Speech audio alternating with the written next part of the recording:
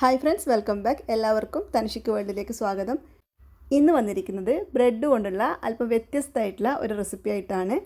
വളരെ പെട്ടെന്ന് തന്നെ തയ്യാറാക്കാൻ പറ്റുന്ന ഒരു സ്വീറ്റ് റെസിപ്പിയാണിത്. കുട്ടികളെപ്പോലെ തന്നെ എല്ലാവർക്കും ഒരുപോലെ ഇഷ്ടപ്പെടുന്ന ഈ റെസിപ്പി തയ്യാറാക്കാനായിട്ട് വളരെ കുറഞ്ഞ സമയം മാത്രം മതിയാകും.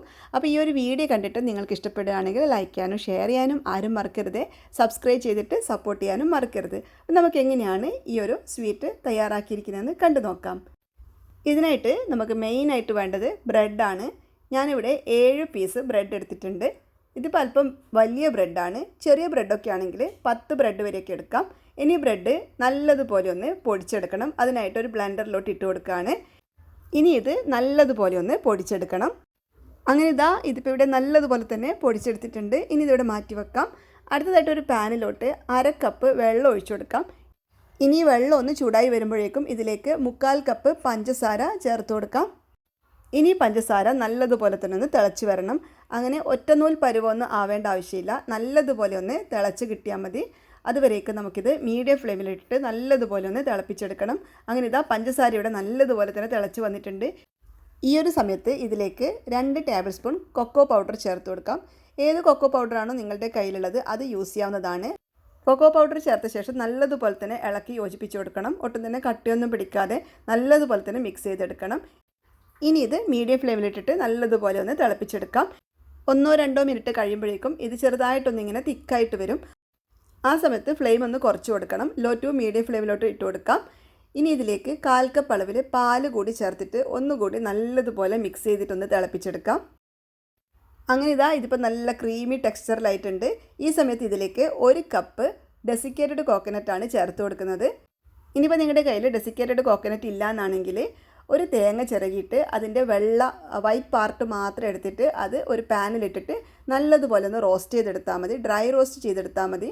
അപ്പോൾ നമുക്ക് ഡെസിക്കേറ്റഡ് കോക്കനട്ട് ഈസി ആയിട്ട് തയ്യാറാക്കി കിട്ടും. അത് 1 കപ്പ് ചേർത്ത് കൊടുക്കാം. അതിനുശേഷം നല്ലതുപോലെ ഒന്ന് മിക്സ് ചെയ്ത് കൊടുക്കണം. ഇനി ഇതിലേക്ക് നമ്മൾ ചേർത്ത് കൊടുക്കുന്നത് നേരത്തെ പൊടിച്ച് മാറ്റി വെച്ചിരിക്കുന്ന ബ്രെഡാണ്. ബ്രെഡ് നമ്മൾ ചൂടാക്കുകയൊന്നും ചെയ്യാതെ ഡയറക്റ്റാണ് പൊടിച്ചെടുത്തിട്ടുള്ളത്. അത് നമുക്കിതിലോട്ട് കുറച്ചായിട്ട് ചേർത്തിട്ട് മിക്സ് ചെയ്തെടുക്കാം. ഒറ്റയടിക്ക് ചേർത്ത് കൊടുക്കേണ്ട, കുറച്ചായി ചേർത്തിട്ട് നല്ലതുപോലെ ഒന്ന് മിക്സ് ചെയ്തെടുക്കണം. പൊടിച്ചെടുത്ത മുഴുവൻ ബ്രെഡും ചേർത്ത് കൊടുത്തിട്ടുണ്ട്. നല്ലതുപോലെ ഒന്ന് മിക്സ് ചെയ്തെടുക്കാം.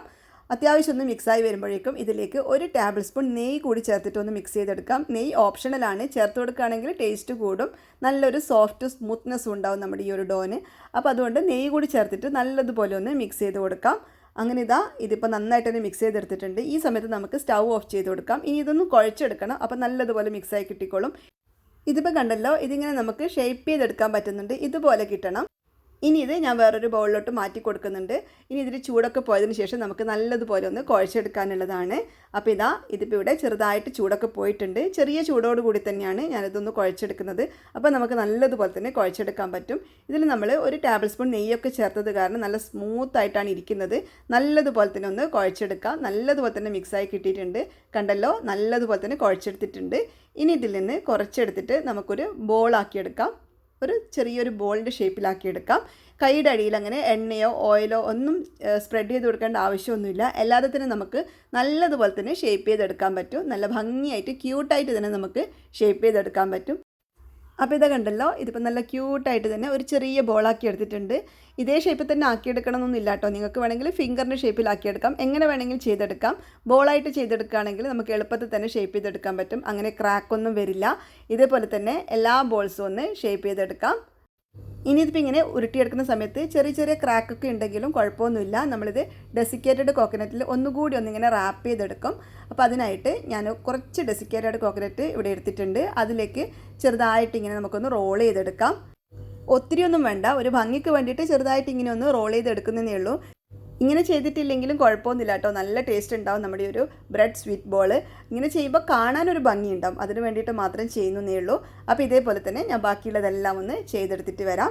അപ്പോൾ ഇത്രയേ ഉള്ളൂ കേട്ടോ. നല്ല ഈസി ആയിട്ട് തയ്യാറാക്കാൻ പറ്റുന്ന ഒരു റെസിപ്പിയാണിത്. ബ്രെഡ് കൊണ്ട് ചെയ്യാൻ പറ്റിയ വളരെ എളുപ്പത്തിൽ ചെയ്യാൻ പറ്റുന്ന ഒരു സ്വീറ്റ് റെസിപ്പിയാണിത്. പെട്ടെന്നൊരു മധുരമൊക്കെ കഴിക്കണം തോന്നുമ്പോൾ ചെയ്തെടുക്കാൻ പറ്റുന്ന വെറൈറ്റി ആയിട്ടുള്ള ഒരു സ്നാക്ക് റെസിപ്പിയാണിത്. നല്ല സോഫ്റ്റാണ് കഴിക്കാനായിട്ട്. ഈ ഒരു സ്വീറ്റ് ബാംഗ്ലൂർ ബേക്കറിയിലൊക്കെ ആപ്പിൾ കേക്ക് എന്ന് പറഞ്ഞിട്ട് കിട്ടും കേട്ടോ. എന്തുകൊണ്ടാണ് ആ പേരെന്ന് എനിക്കറിയില്ല. ആപ്പിളുമായിട്ട് യാതൊരു ബന്ധവുമില്ല. എന്നാൽ അങ്ങനെയാണ് അതിൻ്റെ പേര്. ഞാൻ കഴിച്ചിട്ടൊന്നുമില്ല, എനിക്ക് കൂടുതലായിട്ടൊന്നും അറിയില്ല. അപ്പോൾ അത് കഴിച്ചിട്ടുള്ളവർ, ബാംഗ്ലൂരിൽ നിന്ന് കഴിച്ചിട്ടുള്ളവർ ആരെങ്കിലും ഉണ്ടെങ്കിൽ ഒന്ന് കമൻറ്റ് ഇടണം കേട്ടോ. അത് ലെഫ്റ്റ് ഓവർ കേക്ക് കൊണ്ട് ഉണ്ടാക്കാറുണ്ട്. ഞാനിപ്പോൾ ഇവിടെ ബ്രെഡ് കൊണ്ടാണ് ചെയ്തിട്ടുള്ളത്. ബ്രെഡ് കൊണ്ടും ചെയ്യാറുണ്ടെന്നാണ് കേട്ടിട്ടുള്ളത്.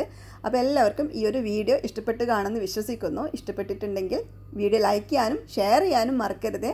അതുപോലെ ചാനൽ സബ്സ്ക്രൈബ് ചെയ്തിട്ട് സപ്പോർട്ട് ചെയ്യാനും മറക്കരുത്. നമുക്ക് വീണ്ടും പുതിയൊരു വീഡിയോ ആയിട്ട് കാണാം.